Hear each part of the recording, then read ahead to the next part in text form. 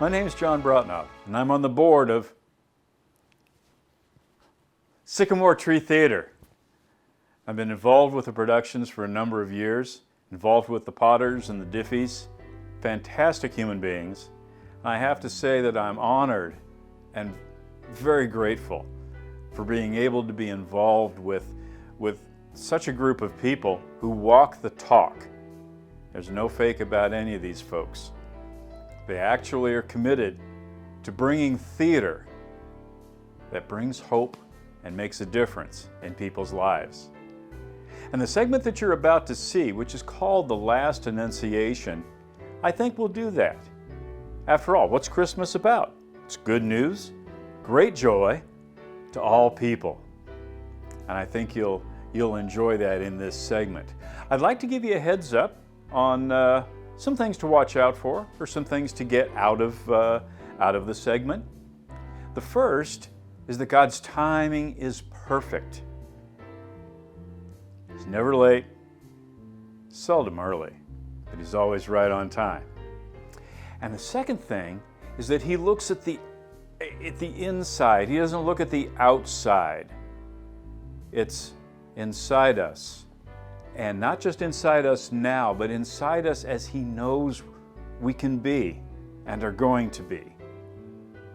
And the third thing, and you'll notice this as Tom is mucking out the stable, yeah, that's a word and that's what he's doing. Keep in mind that God chose to have Jesus born in a place that was most unclean, most unsavory, and frankly a little disgusting. Well, you know something? He came for us. And what are we? Not so clean, not so wholesome sometimes, and pretty much disgusting. But we don't have to stay that way. Nothing we do or have done or will do will ever surprise God. He knows all about us, and He sent His Son anyway. And that's what Christmas is all about, Charlie Brown. That's why we're here. So sit back, get out your cocoa, got your popcorn, your peppermint stick, whatever you're doing, and enjoy this segment of The Last Annunciation. And Merry Christmas.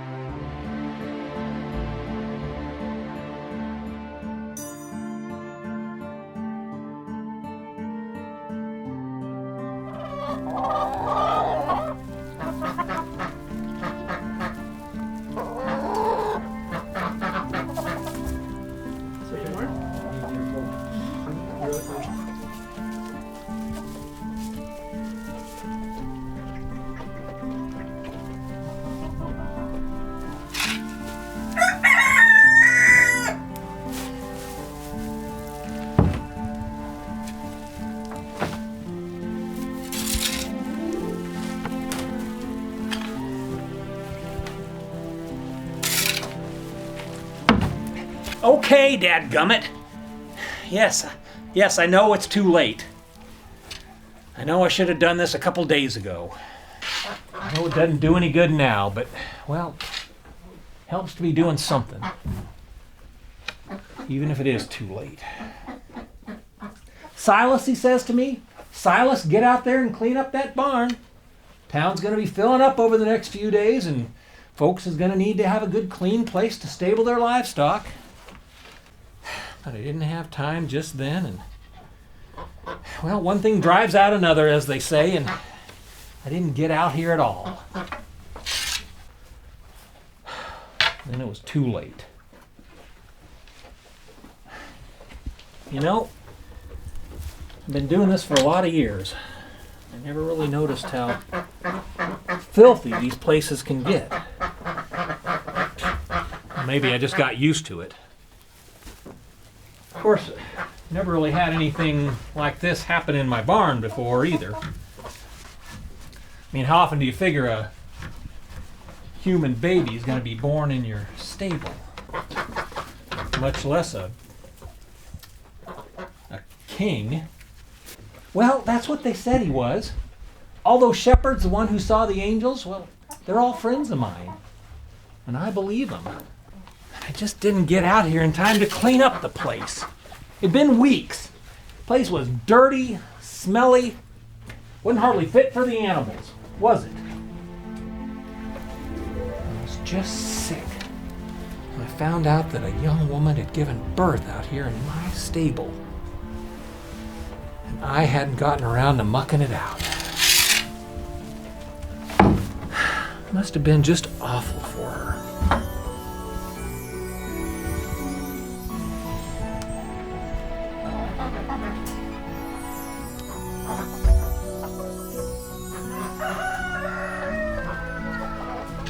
Excuse me, sir? Is this where the baby was born? Well, yes, it is. I'm ashamed to say it, but yes, it is. Why are you ashamed? Well, look at this place. So dirty, broken down manger, manure piled up back there in the corner. I'm sure you can smell it. It is a little stinky. And it was my job to keep it clean. The innkeeper told me to get out here and clean it up. I just didn't get to it. I was supposed to fix those boards on that manger last week, and I just didn't get to it. And that's where she laid the little boy after he was born. A king's first bed. And just look at it. It's a wonder he didn't fall through. The new baby was a king. Didn't you hear about the angels? The shepherds were telling everybody what they said. They announced that this baby was the Son of God. Yes, I did hear about that Annunciation. And he was born in my dirty, smelly, broken down stable. Maybe he didn't mind so much. What? What are you talking about? Maybe this is what he wanted. Didn't you hear what I was telling you? If you listen to those angels, this baby was God's own son. And don't you think God could have picked any place for his son to be born? Well, yeah. And maybe he wanted your friends to be the first to see him. Do you think they would have been let into a palace? But look at this place. It's a mess. Yes, it is. I don't understand. Didn't your friends tell you everything the angel said? That unto you is born this day God's own son, who came down for a little visit because the world is a perfect place and he won't have to get his hands dirty. No, they said, let's see, they said, unto you is born this day a Savior. Exactly, a savior. And I guess that means that something needs saving, right? And what or who might that be, do you think? Maybe dirty, smelly, broken down people? Which includes pretty much everybody, by the way. Listen, don't worry about your dirty stable. This was exactly what he had in mind. And just between you and me, he's going to have a lot messier things to clean up before he's finished here. Huh. Well, what do you know about that? God choosing my stable for his son's birth. Hey, do you happen to know where that baby is now? He, his mother, and his earthly father are staying in a house not far from here, just over on the next street, 3 houses down. Thanks.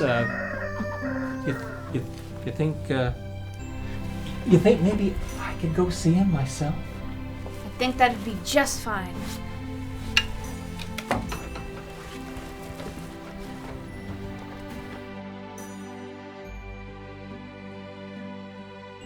Yes, I'll be right home. I just had this one last Annunciation I needed to make.